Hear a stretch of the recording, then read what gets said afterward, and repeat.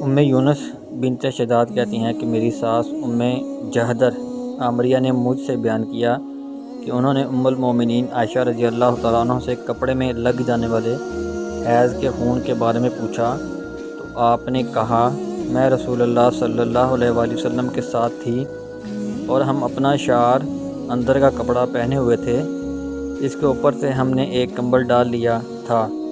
جب صبح ہوئی تو رسول اللہ صلی اللہ علیہ وآلہ وسلم کمبل کو اوڑھ کر نماز کے لیے چلے گئے اور صبح کی نماز پڑھی۔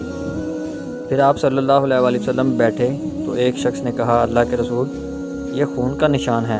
آپ صلی اللہ علیہ وآلہ وسلم نے اس کے آس پاس کے حصے کو مٹھی سے پکڑ کر غلام کے ہاتھ میں دے کر اسی طرح میرے پاس بھیجا اور فرمایا اسے دھو کر اور سکھا کر میرے پاس بھیج دو۔